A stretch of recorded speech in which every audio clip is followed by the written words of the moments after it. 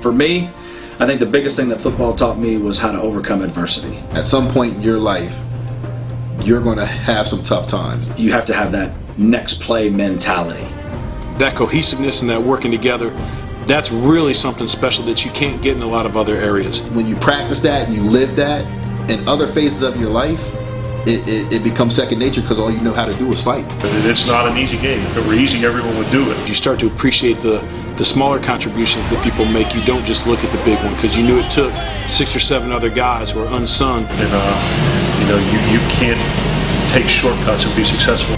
Doing what they do to make it possible for the guy getting the press clippings or whatever it might be. In this game, whether it's as a coach or a player. So I would certainly say that you definitely got a very quick lesson in how to overcome adversity playing football.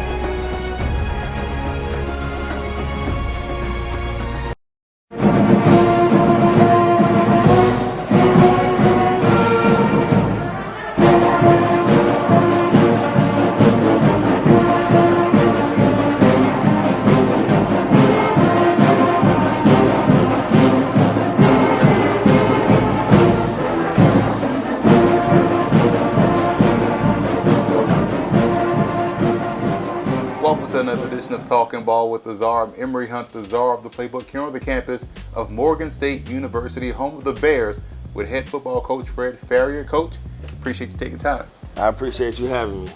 Here's the thing. Football is a game of sudden change, right?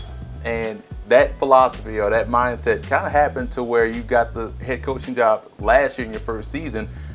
Some things happened right before the season. They had to lean on you to be the head guy. You were also a head coach before at Kentucky State. Was that previous experience the reason why last year went so smoothly for you, just being able to take over in such short notice? You know, I think as a football coach, one of the things we try to do is prepare for every situation. And in my career, as I've aspired to move to different positions and become a head coach, when you get to a point where you desire to be a coordinator or you desire to be a head coach, I get an opportunity to mentor and counsel a lot of people. And one of the things that I tell them is, if you view yourself in that role, you have to prepare now as if you are in that role already. So I think it was very fortunate for me that I had been a head coach before. You go through that preparation part in your mind to say, what if I had an opportunity to sit in that seat again, I would do this differently than I did the first time. And you got some must-haves and some must-dos and some don'ts and all those different types of things. But it was a very big surprise when the opportunity came here. Coach Hull and I came here together. I was a part of his original staff, and he got a phenomenal opportunity to go coach in the NFL, which I think is what everybody aspires to, coach at the highest level of your profession. And I was just fortunate enough that they turned to me to say, hey, we'd love for you to lead the program in the interim until we figure out what we want to do permanently. And, having had that background as a head coach prior, I think was definitely beneficial. It created a certain level of comfort for myself and I think for the institution.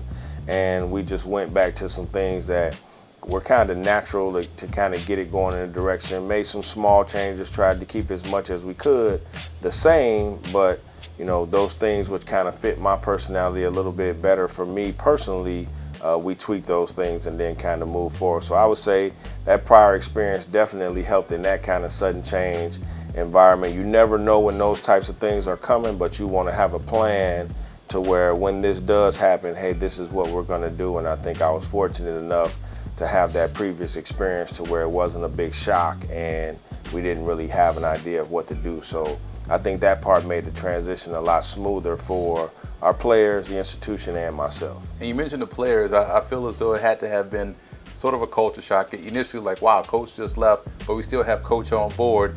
And I was the color commentator for that Howard game. I thought that was a phenomenal game.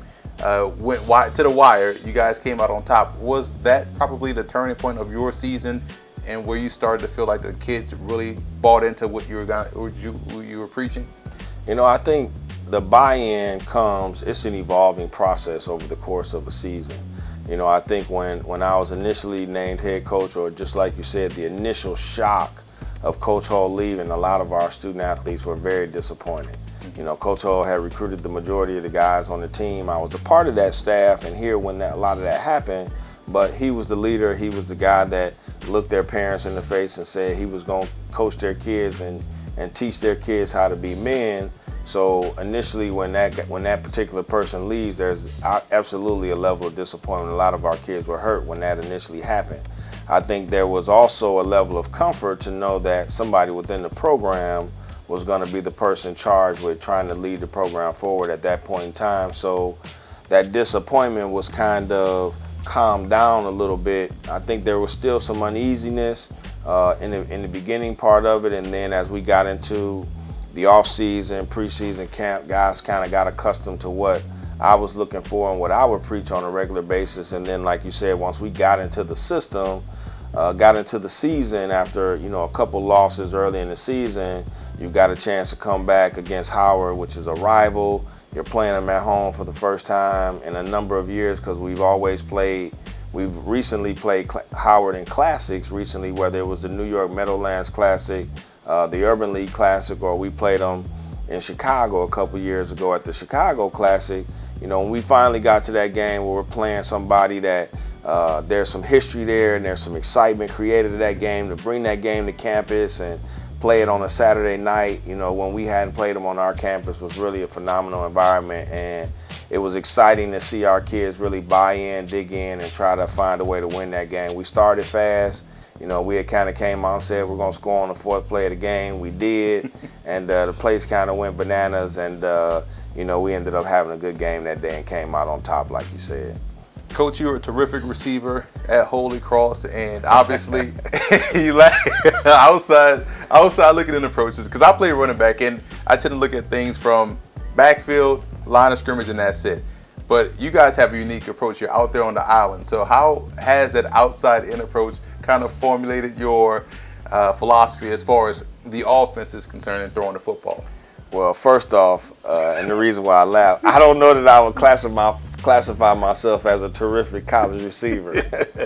My career was not very terrific. I was a good player, but probably a little bit of an underachiever, and I think those guys end up making better coaches, analysts, which is probably the reason why I'm in coaching now. But like you said, that outside in approach, you kind of gotta take a look at the big picture. And when I first got into coaching, I wanted to coach receivers, and I was a receiver coach, and I was very fortunate.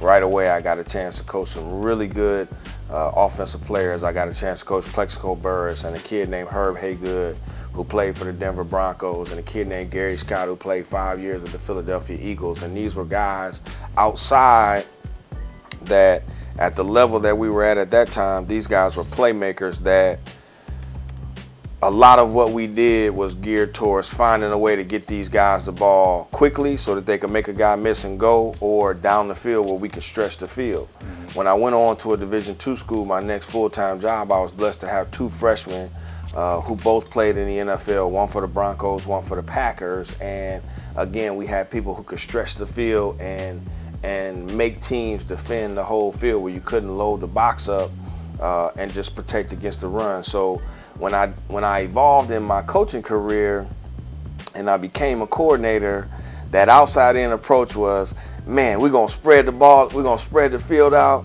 we're going to throw the ball all over the place, and they're going to have to defend the entire field. Well, my first offensive coordinator job, I'm the offensive coordinator at Shaw University. We go play Livingstone College, my first game, and I'm spreading it out. I'm excited. I'm ready to throw the ball all over the field. And after about the second or third drive of 3 and outs, the head coach goes, hey man, you better be able to run the ball. So we're not gonna be able to go 3 and out the whole time and that type of thing. So that outside approach had to quickly get the inside, and we had to figure out how to run the football. And probably around that time, as a coordinator, where you go in with these grandiose ideas that you're just gonna spread people out and throw the ball all over the place, I quickly learned that the importance of the run game is extremely essential to being able to control the football, get first downs, keep the clock rolling, give your defense an opportunity to get a break, and those types of things. And I probably at that point in time developed a huge amount of time and growth on my part to learning the run game, to understanding power, to understanding ISO, to understand how to complement those plays with counter or trap or speed option. And I became much more interested in understanding and learning the run game and implementing it into our offense. And even in that first season, we ended up having a kid rush for 1,000 yards, a kid named Deion McIver. He ended up being all conference, and that outside in approach, you end up figuring out you've got to do both. There's got to be a balance. You've got to be able to control the clock. You've got to be able to control the football, and sometimes you have to run to throw it. Other times you got to throw it to run it. And depending on how your team is made up, where your strengths are, you got to cater to those strengths that you have. And ultimately, man, in coaching, my opinion is you got to figure out what your kids do well, figure out what they don't do well, and then be mature enough and disciplined enough to do a lot of what they do well, and mature enough and disciplined enough to stay away from the things they don't do well, no matter how good they are schematically or how much you like them, if your kids can't execute them on a consistent basis. So, you know, my approach, again, like you said, started as a wide receiver, quarterback guy to where you want to spread it out and throw the ball. But then as I evolved and just started to better understand ball control and football, not just from an offensive perspective, but from a team perspective, where you got to get a defensive break, you got to hold the ball for a while, you got to get first downs. As I began to understand and appreciate the game from that perspective, the run game and that inside approach has probably become much more important to me as a head coach, obviously, and as a coordinator, especially. It's not just about us throwing the ball and trying to score as many points as I can.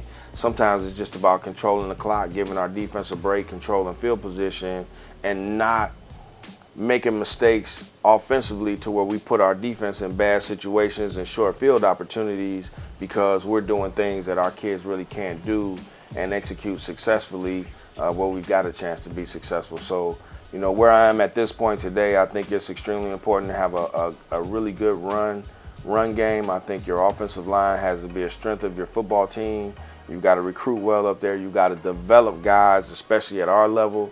We're not necessarily fortunate enough that where every offensive lineman walking in is a polished 4-star or 5-star, and a lot of our guys are developmental guys to where we got to coach them and develop them. So, you know, we got to get our run game going. We're going to get our running backs going, and we've been fortunate here to have some pretty good running backs, and fortunate in a lot of the places where I've been to have good running backs.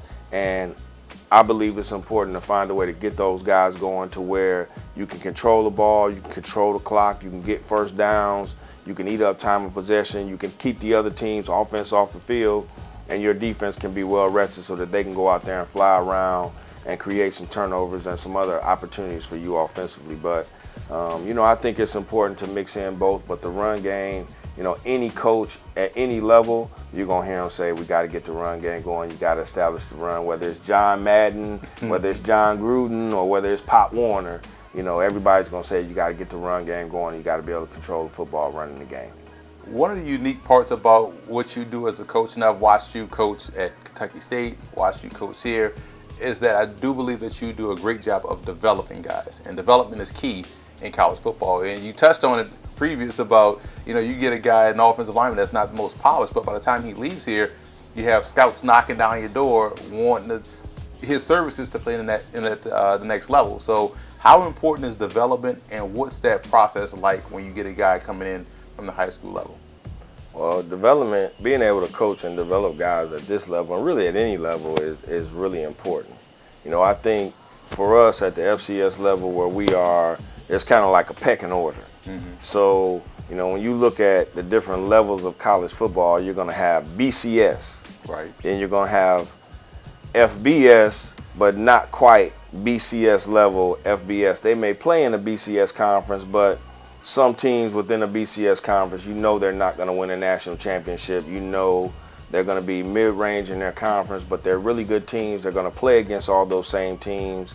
You know, then you got your FBS, which are in non-Power 5 conferences, and then you got high-level top 10, top 15 FCS programs, and you got the rest of the FCS programs. So as kids come out and you got rivals and you got 24/7 and you've got all these different scouting agencies which rank these players, certain kids think they should be going BCS, certain kids think they should be going major college FBS, others are going to go mid-level BCS, others are going to go top 25 FCS.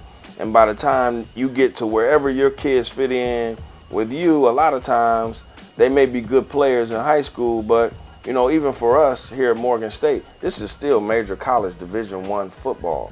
We're still playing the Marshalls and the Armies and the Rutgers and the Central Floridas, and we're playing Holy Cross, and we're playing Towson, and we're playing Albany. We're playing really good football teams, and the teams that we're playing are sending guys on to play professional football. So this is not a little league level of football, and our guys are all on the offensive line. They're all 6'4", 6'5", 300 pounds. Our defensive linemen are 6'2", 6'3", 280, 290, 300, 320 pounds. So, you know, every kid that we get isn't that 4-star guy who can just walk in and start 4 years as a freshman, and we have to be able to, in our evaluation process, see traits and characteristics and coachability and growth in that young man that we think we have the ability to develop and turn into a kid who can become a consistent player and performer for us at our level, and develop into that consistently dominant player who may have opportunities to keep playing. And we've got to do a great job of that, because we've got to find some kids who may not be highly recruited. When we find a highly recruited kid, we've got to convince and show them that we can coach and develop them the same way that they're going to get coached and developed at a major college BCS level, and provide them the same opportunities coming from Morgan State. And to really be good, and to really be good on a consistent basis over a period of time, you've got to develop the talent on your roster. You're going to have kids who come as walk-ons that you convinced to come for no scholarship, that you've got to develop and turn into a scholarship player by the time they're here their third year, which is their redshirt sophomore year. And then you're getting them to play a redshirt sophomore year, redshirt junior year, redshirt senior year. You're getting 3 years out of them after you've taken 2 years to get them stronger, to teach them the game, to develop them, to get them their footwork right, to develop that confidence to where they can go out and consistently execute their assignments and what you're asking them to do. Or even if they're not ready to their redshirt junior year, that's 3 years into the process. A redshirt junior year is the 4th year that you're in our program.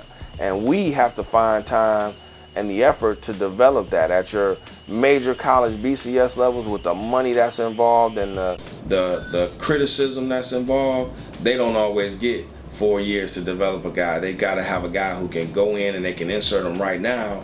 And for us to be successful at our level, we got to identify those guys. We got to coach them. We got to develop them. We got to get them stronger. We got to change what their bodies look like. We got to change their mentalities and their belief systems. And by the time they're here in their 3rd or 4th year, they got to be guys who can play for us. And at success at this level, and really at all of the smaller levels, if you can do that at the higher levels, then you get programs that develop and are successful with 1-star and 2-star and 3-star recruits. You see the Mark D'Antonios at Michigan State, who get very few 4- and 5-star recruits, but they're successful every year.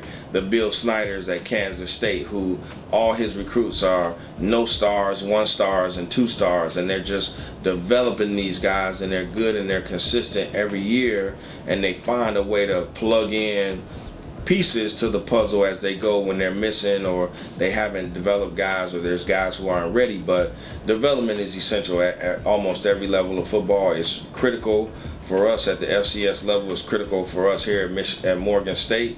And for me and my coaches, I want our coaches to develop and coach and teach guys in a developmental stage the same way we're coaching and developing the guys who are playing every snap for us. Because at any point in time for us, the biggest difference between an FCS program and a BCS or an FBS program is going to be your depth. And at any point in time, I think most of our programs, your ones, your starters, are very good, very competitive. A lot of them could play at higher levels of college football, but you run into problems where what happens when you get an injury? What happens when this guy goes down and he's going to be out 3 weeks with a high ankle sprain? Is your season over, or have you developed one of those young guys that can go in, they can be serviceable, they can get you through a game, they can be efficient, they can get some things done, and they can grow and mature and develop over those 3 or 4 games that they're in there, to the point where 5, 6, 7, 8 games into the season, you say, you know what, we can play with this guy. And we have to find a way to be able to do that. I think we've been successful doing that here at Morgan State. You know, each of our years, last year we had a number of freshmen who come in, and by game 3 or 4 they're contributing, they're playing on special teams early in the season. By the time we get to game 5 or 6, they're getting 15, 20 snaps at their respective positions, and then by game 8 or 9, if there's an injury, those guys are prepared mentally as well as physically to go in and start a game. And then you've got guys coming back in your program who are previous starters, returning starters. Our defense is like that right now. We've got 6 guys returning on our defense who are going to be sophomores, who as freshmen over the course of the season started games at their respective positions. And I think that's huge when you can develop that talent, and your program benefits from it because you're not missing pieces. And when you have injuries over the natural course of a season and things of that nature, your team is able to survive and continue to play well. Coach, we know football is a game of lessons. You know, some physical, some mental. Out of all the life lessons that you can learn in this game, what would you say is the biggest thing football taught you?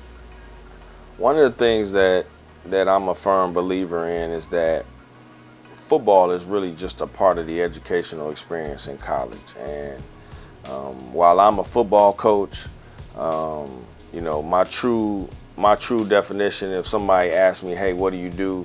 Very seldom do I tell people that I'm a coach.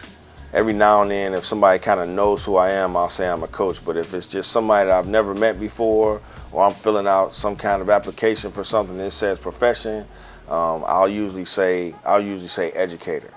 And at the end of the day, in a college environment, football is just a small piece of the educational experience. It's a small component of the overall university experience of getting these young men a college degree. And while we're playing a game, we're focusing on a score. You're trying to score 1 more point than the other team. At the end of the day, in my opinion, football is really just a tool to teach life lessons. We're using football as a avenue where we're teaching you, number 1, how to become a better man, how to become a better person.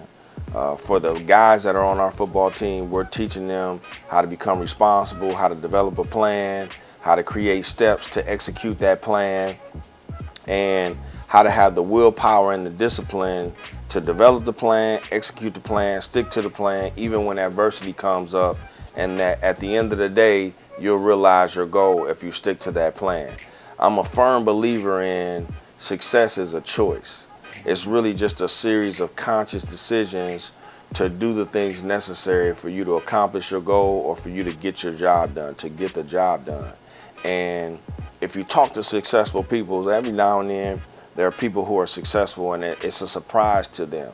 But most successful people who have planned, you know, you say, hey, did you know this was going to happen? If they developed a plan and they had steps and there was a goal and they executed that, most times they'll say, I knew this was going to happen. I didn't know when, but I just kept plugging along. At this particular point in time, we said, hey, this is what we want to accomplish. We mapped out this plan, and we just been working the plan for X number of years, and we finally broke through and we got to the point where it's being recognized as successful, however you define that level of success that you wish to achieve. And for me, football has been a tool, and it has taught me how to become a man. It's taught me how to have a goal, how to stick to a goal. It's taught me through good and bad, adversity, the ups and downs, the ebbs and flows of a game, to stay level-headed, to not get caught up in the why, to more so focus on solutions, because, you know, in any football game, some type of adversity is going to happen. There's going to be a turnover. Somebody's going to get hurt. Your star player is going to have to come out for 4 or 5 plays. There's going to be a penalty which calls a touchdown back. And when that piece of adversity happens, is that the end of the world? Is that the end of your mental focus to where you forget that you still got to play the next play, that you still have a game plan that you've been working on for a week, and that's only one part or one piece of a 90-play game. It's 1/90th of a game. It's really not that big of a deal. And, you know, you see teams go through pieces of adversity over the course of a game, and then it's like a snowball. One bad thing turns into two bad things. Two bad things turns into three bad things. Three bad things turns into four bad things. And before you know it, the game is out of hand. One team is scoring a bunch of points. The other team can't get back going. And the game turns into a blowout. And at the end of the day, it's really no different than being in life, because I may have a job. I have to be at work at 8 o'clock. I got a big, important presentation to give that day. And I'm on my way to work at 6:30 or 6:45, and I've already left the house, and my wife calls and says her tire is flat. Well, now I got this presentation at 9 o'clock, 10 o'clock. I have some stuff that I needed to do. I think I got the presentation under wraps, but now I got to go get her tire fixed, or I got to go change the tire, or I got to call. She's going to call AAA, but I got to go get my kids and take my kids to school. So now I got to detour and go 45 minutes out of my way, get my wife settled down because she's kind of distraught because the kids are going to be late for school. She's going to be late for work, and you got to get her settled down, and you just got to figure out what the solution is. And you got to get back home. You got to get the kids to school. You got to ask her, do I need to take you to work, or is AAA going to be here in a minute, to where you can get her settled, get the kids to work, get the kids to school, call her, AAA is there, she's fine. Now I can still get to work by 8:30. I didn't get there by 8, but I get there by 8:30. I still got half an hour, 45 minutes to prepare for my presentation. I'm not all out of whack. I get to my desk. I have a cup of juice or a cup of water or a bottle of water or a cup of coffee if that's what you drink in the morning. I get settled down. I look at my notes. I walk in 10 minutes ahead of time. I get everything set up, and bam, bam, bam, I'm ready to go. My presentation goes off without a hitch, and the day goes on fine. But there's also that possibility to where, oh man, your car broke down. You need me to come get the kids and take the kids to school. I can't do that. I got my own presentation I got to work at. Now your wife is upset because she doesn't think you care about her, and she's not a priority for you because you want to go to work and not worry about her. And later on, you can figure out, well, how did you get a flat tire? And let's make sure that doesn't happen again. But in that immediate moment when there's an interception, the defense has to go out and say, hey, offense, don't worry about it. We'll get the ball back for you. When something bad, when the other team scores a big play touchdown on our defense, the offense has to say, hey defense, don't worry about it. We're going to get that score back for you. No big deal. Just make your corrections and get ready to go back out there. And in life, when you can get to a point where as a member of a team, you focus on solutions versus the why and how did this happen, and you keep working away at your plan, you keep focusing in on what needs to be done to get the job done. When you graduate and your team wins a championship, you take those lessons with you to work. When there's a flat tire, you just say, okay, let me fix it. Let me fix it as quickly as I can. You know what? AAA gonna take 45 minutes. You know what? I got a spare tire and a jack in my trunk. I can change it in 20 minutes. Let me roll my sleeves up to make sure I don't get nothing on my sleeves, or take my shirt off, take my dress shirt off, and I got my t-shirt on. Change this tire real quick. Get to work. Run to the bathroom. Get my dress clothes back on, and then go give my presentation like nothing ever happened. And that's why corporations and companies all look for student athletes, because they've been through ups and downs. They've had to manage multiple projects at one time in terms of going to class, being ready for tests, having to go to practice, having a big game, and being able to keep it all under control with the ebbs and flows, the ups and the downs, to get it all done in a positive way no matter what happens. And football is a phenomenal vehicle to teach those types of life lessons, in that we get to do this every day and teach young men how to prepare for life every day, to where these guys are going to be our community leaders. They're going to be governors, they're going to be CEOs, they're going to be police sergeants and police captains and police chiefs, and they're going to run fire departments, and they're going to run restaurants, and we get to prepare them to where when they get in leadership positions, they can just get the job done with no problem, not even break a sweat, no matter what happens. And that's the gift that this game gives us, to teach these life lessons and prepare these guys how to be dads, how to be husbands, how to be leaders for their communities, to where their focus is on the end result of being successful, however you define success, and not getting caught up in why did this happen to me, why are we having this setback, but more so focusing on, okay, we got this setback, this is how we get around the setback and get back to where we're going. We still got to march. There was a penalty. We still got to get back on track, get another first down, stay on schedule, and go score a touchdown. Boom, touchdown. All right, defense, your turn.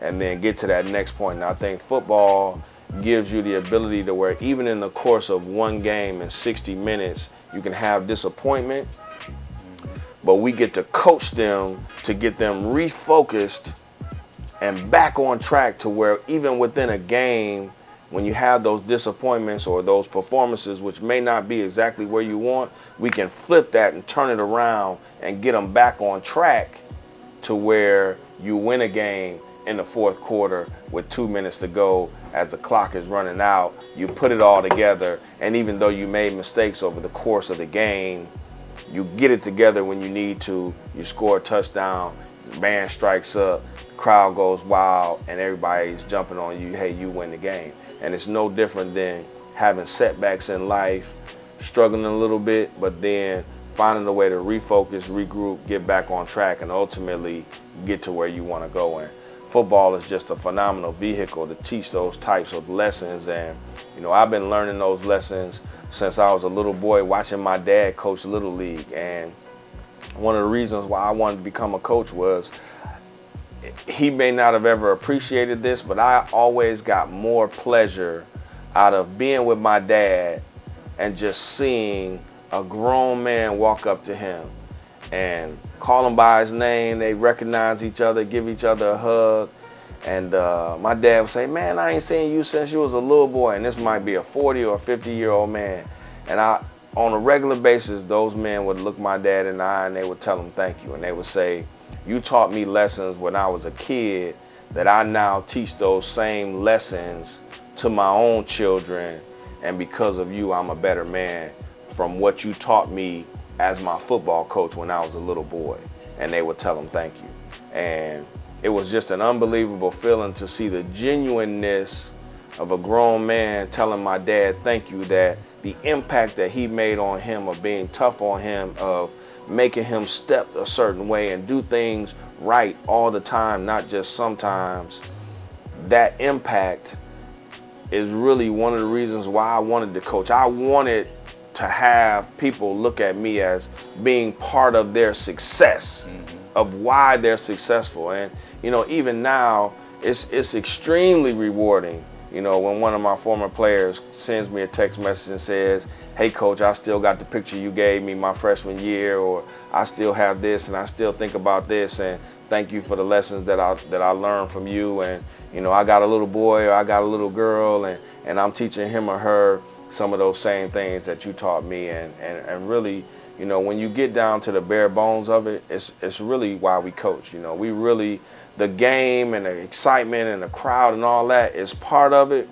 But at the end of the day, you're really trying to make a positive impact on people and trying to help them understand the things that it's really going to take them to be successful in the next 40 or 50 years of their life after they leave us in this college environment. And like, those are the lessons and the things that I've learned from football, that football gave me, that I hope to give to the student athletes and the people that are around us in our program. Why would a student athlete choose Morgan State? To be honest, and you know, when I think about that question, I remember the first time when I actually walked on this campus. This is a special place. The first time I walked on this campus, I parked my car behind the student center. I had never been to Morgan's campus before. And I had some people who had worked here and told me about it, and it's in Baltimore, and everybody gives you this perception that Morgan is in the middle of these extremely bad areas when you say Baltimore. And I got on campus, I parked behind the student center, I walked through the student center, and the student center is brand new. I'm looking around, I'm seeing all this glass and fresh paint and memorials dedicated to the civil rights movement and the impact that Morgan students had on sit-ins and changing race relations in Baltimore with sit-ins just across the street at Northwood Plaza, a property that we now own, that we bought, where at one point in time we couldn't be served at those places. And I'm seeing this history, and I'm going to bookstore, and there's Nike and Adidas and Champion and Russell apparel, and there's all this nice apparel and all this stuff in the bookstore. And there's a food court, and there's Auntie Annie's pretzels, and there's a hamburger stand, and there's a game room. And I'm looking, and I'm like, man, this is nice. And I walk out this end, and there's a bank in the student center, and there's an ATM machine. And I walk out into this quad area next to the student center. I look to my left, there's a brand new glass library, which is like this architectural design that's just phenomenally gorgeous. 5 levels, all glass on one side. A walkway which takes you right down the middle of campus, across the welcome bridge into the academic part of campus. And I look to my right, 25 yards away from me, there's a stadium right in the middle of campus, right outside the door of the student center. And I went, oh my God, this place is unbelievable. And I walked around campus, and I crossed the bridge, and there's a Subway, and there's another ATM machine.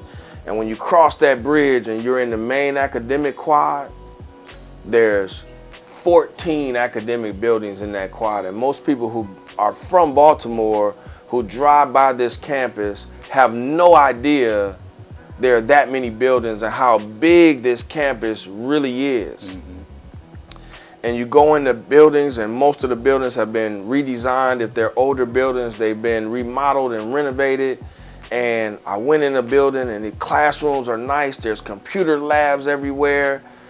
You come out of Banneker, and then there's this bridge which takes you across to the communications building, which is a whole nother side of campus, which you really can't see how it's all connected.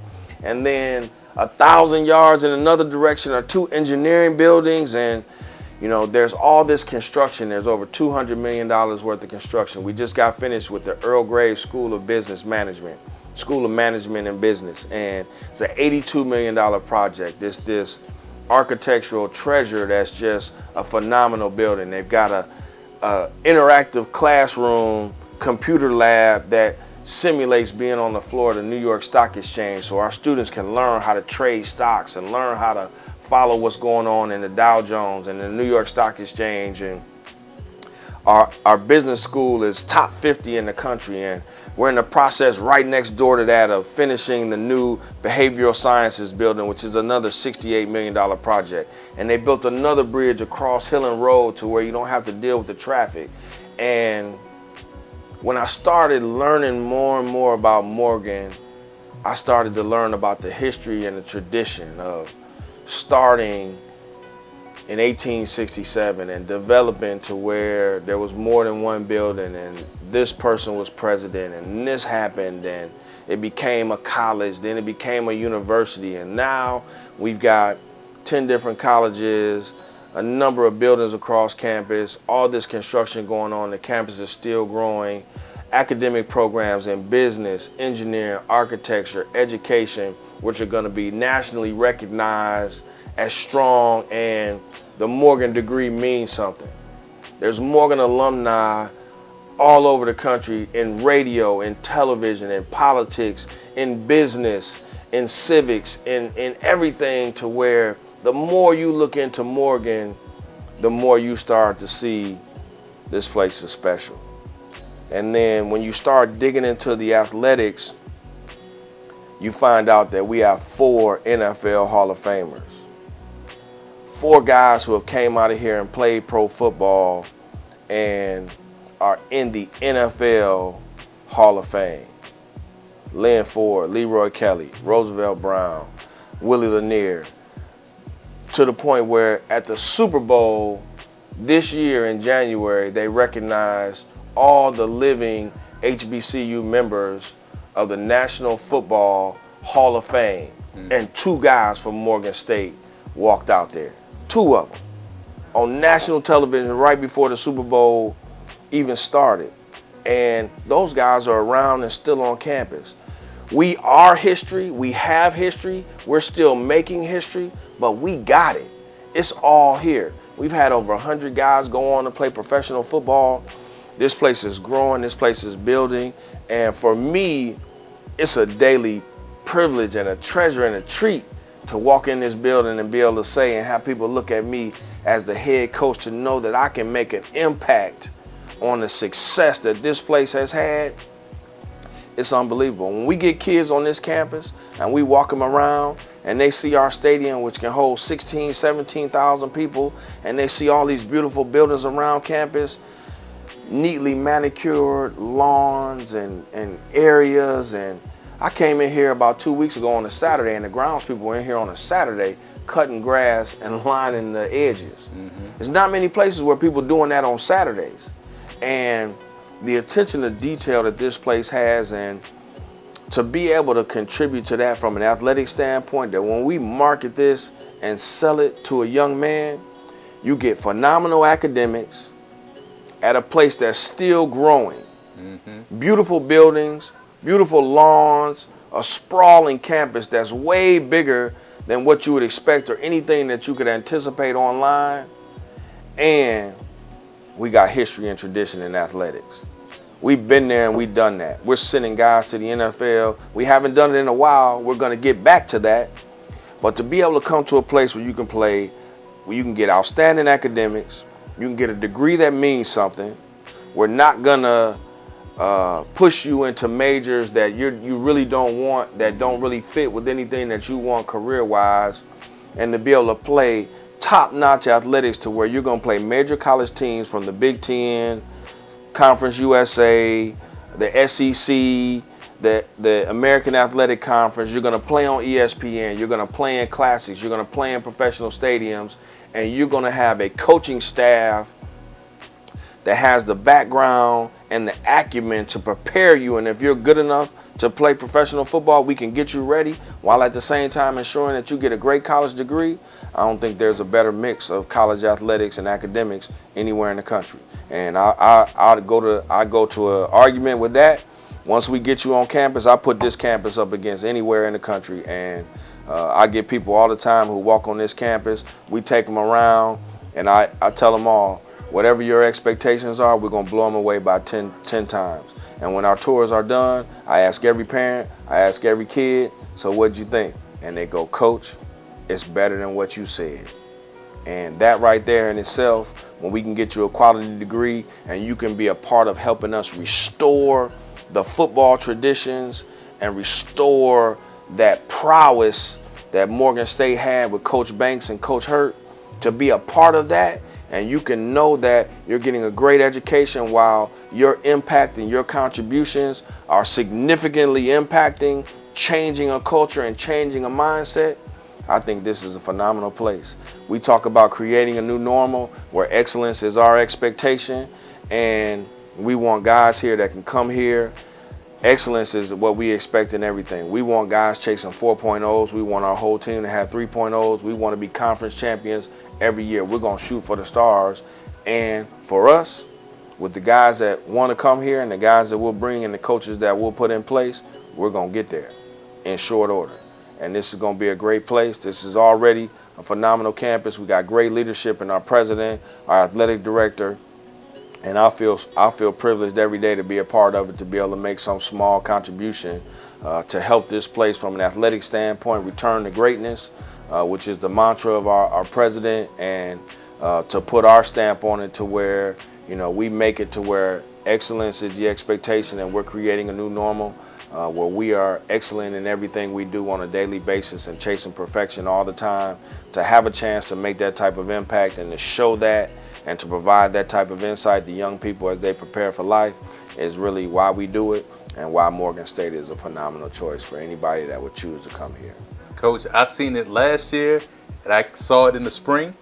I can't wait to see it this upcoming season, because I think you're the right man for it, and I think you're going to take this program back to the future, back to what it was, and ultimately get it to where it needs to be. And Coach, I appreciate you taking time, and we wish you the best luck this season. I appreciate it. Thank you very much. Make sure you get on out there and see us run around. We got some new players, and we're excited about it. Got some new coaches, and it's going to be a special place. It's going to be a special year for us, and I'm excited to be a part of it. I can't wait.